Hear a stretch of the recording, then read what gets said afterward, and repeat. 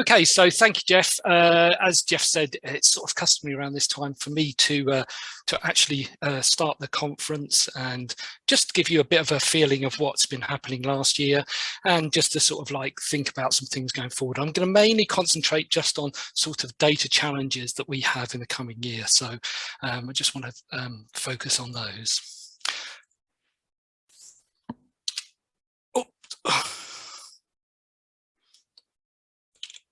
I just want to start with an apology. So my apologies, like, they are twofold. Firstly, because I've advanced the slide too quickly, but secondly, because I'm actually using a slide from last year. I don't normally like to do this, but I think it was important to have this apology because I really wanted this conference to actually be in person this year, but we never knew what was going to happen in this last year. So, you know, I apologize that we haven't been able to do that, but I hope you'll find that the virtual conference is also very good way of engaging with people. So we've got packed program for today, as Jeff says. Just to remind you that at the end of the session, there's actually a couple of really nice videos that have been created as well, which will go up on YouTube as a premiere at 3:30.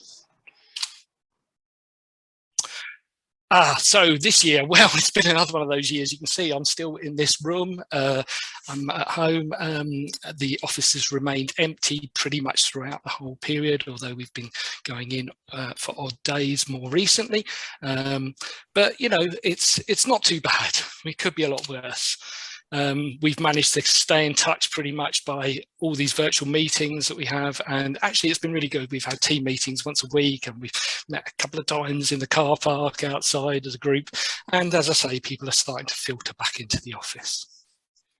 Also this year, we've managed to actually do some events, which has been fantastic. It's actually meant that we've joined a couple of events, one at Conway where there was a recording session in a graveyard, and a couple of really nice training sessions by Bumblebee Conservation up at Penn Succulent, and even a Recorders Day out near Mostyn Docks, which was fantastic. A few people attended, and it was a nice way of us just testing whether we could actually do this again. So it's really good.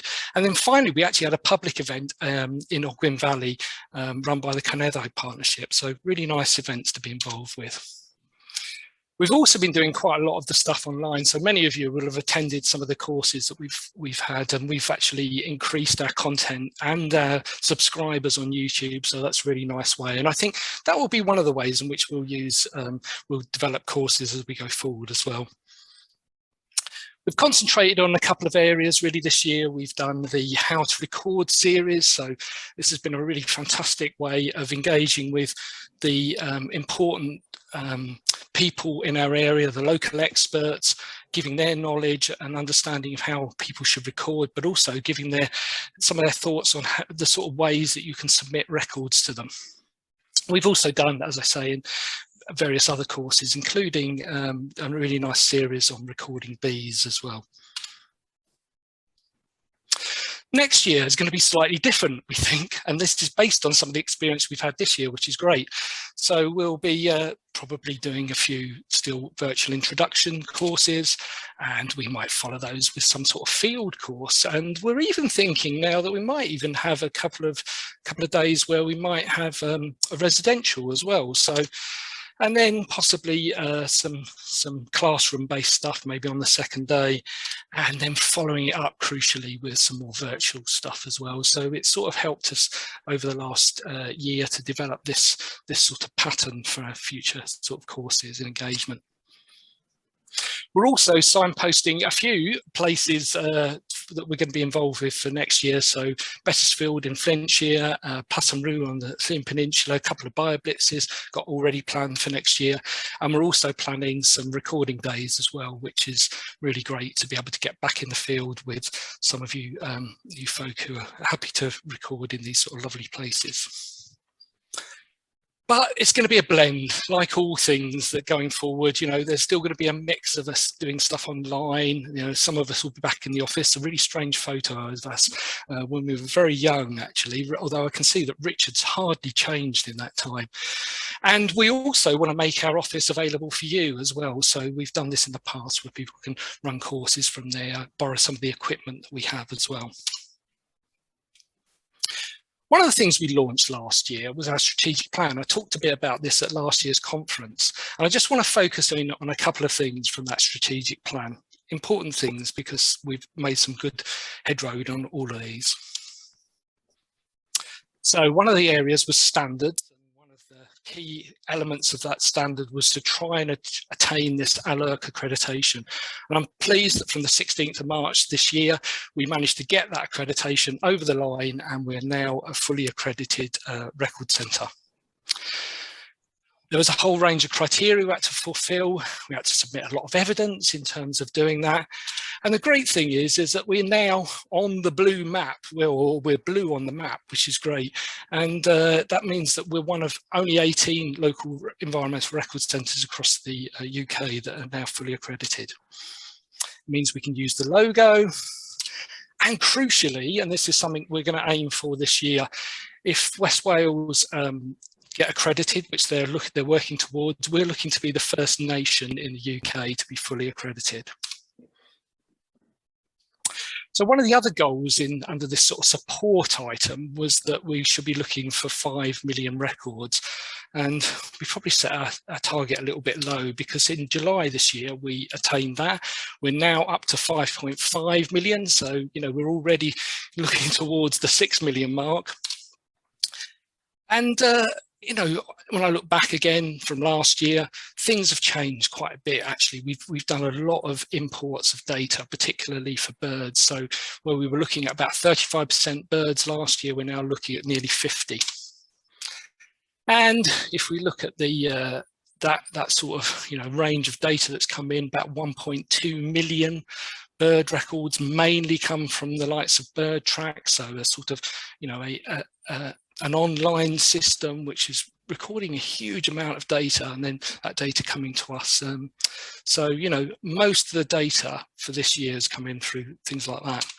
And we'll be increasing, you know, that online input of data, you know, data coming from iRecord. They've just made an agreement with iNaturalist, so another recording platform, which is an international platform, which means that data could be coming through iRecord fairly soon. We've also got the Wales app, which is great. It's a good way of recording, and, you know, we've got trickles of data coming through there, but I'd advise you to download it, have a go, put the data on if you can that way. But increasingly, more data still coming through our online recording system, about 20,000 for last year. So, you know, really good number. And I'm going to say this more than once. We've got the new online recording system launching on the 5th of November.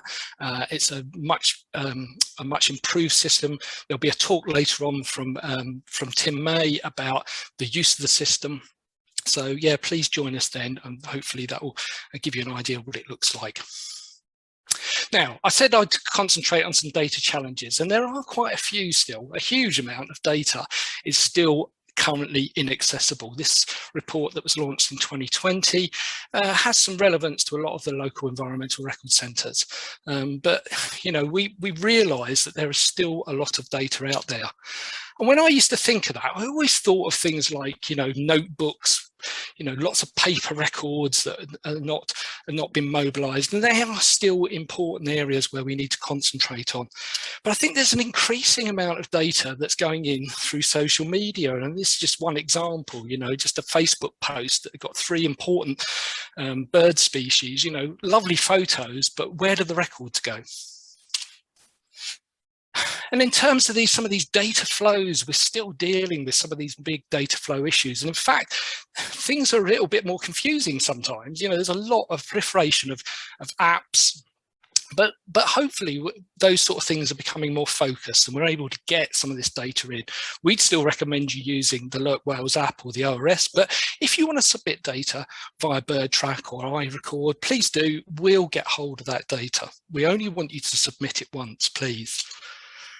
Don't forget about these guys as well. So this is Richard. You might think he's a bee expert, but actually he's a spider expert, Vice County Recorder for the whole of North Wales. You know, please use his specialism to submit records to him. He'll hate me for saying that, because he obviously gets a lot of input, but also it's one of the crucial ways of being able to engage with people with expert skill. This sort of third issue of data challenge is all to do with data coverage, and we've tried to do various things, trying to focus people into recording certain things in certain areas. So month of the month, species focus, they're both things that we focus in on throughout on the record publication, which comes out once a month. But we need to do more of that, I think, coming in the future, so that we make sure that we start to fill those gaps. And one of the examples, and Aisling will be talking a bit about this later on today, is the fact that we've been really trying to fill this gap from ecological consultants. So data that's coming in through surveys that they're doing, trying to ensure that that data is also held in the database. Very important data. Data quality is something we've always really valued highly, and we're trying to improve the way that we verify, get things verified. We'll prioritize things through the new systems. These are all important ways of doing it, but we're very, very reliant on this group of people. They're a fantastic group of people. There's just a handful of vice county recorders across North Wales. They all do this with just freely, without any sort of recompense for it, and they're verifying records that are coming in from you. So I'm really, really thankful to this group of people. Now, one of the things I think was missing from here, and it's something that I'm slightly worried about going forward, is there's this sort of like push towards technologically driven data. It's data that's coming in from all the sort of like the things that the smartphones and the various things that we have from a technology point of view. And just to give you an idea of the sort of challenge we've got, if I look at the NBN atlas, so I can remember when this just hit its 100 million mark, which was only probably a couple of years ago, and now we're over 200 million records that are going on there. So a huge amount of data across the UK for us to gather. And who's gathering this? Well, it's still people going out in the field, and they're still really important to be able to do this. But if you use something like this, you can probably gather a little bit more data, or a few more species. It's still very much reliant on those people being able to identify them, put them on a database, get them into the system. And I mean, we know that people in the field are using now things like smartphones to put their data straight into databases, which is fantastic, and I'd encourage you to do that.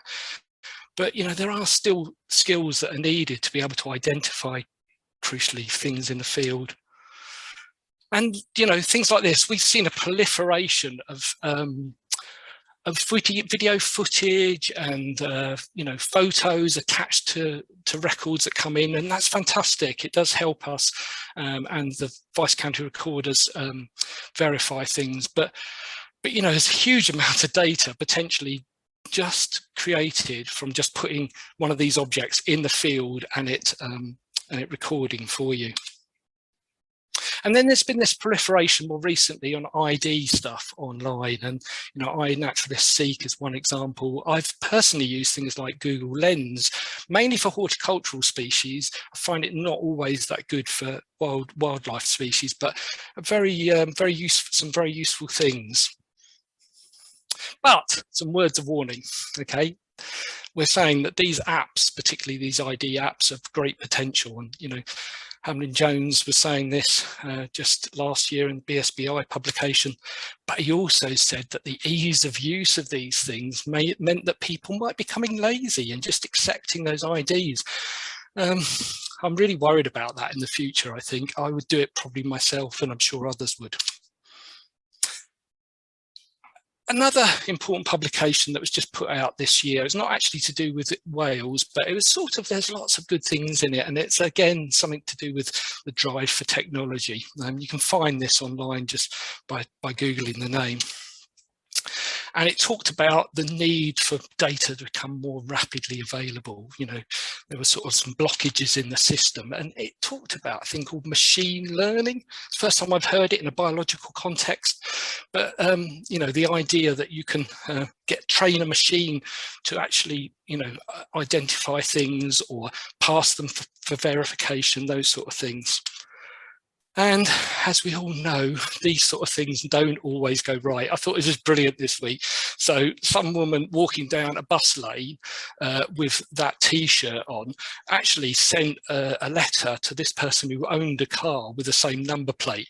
And I think that's one of the things we've got to be wary of. The technology's there, but it's not always perfect at the moment. So it's yet to be fully adopted. So we're still very reliant on these people, very, very reliant on these people. And long may we have to do that as well, because, you know, they put a lot of time in and we're very thankful for that.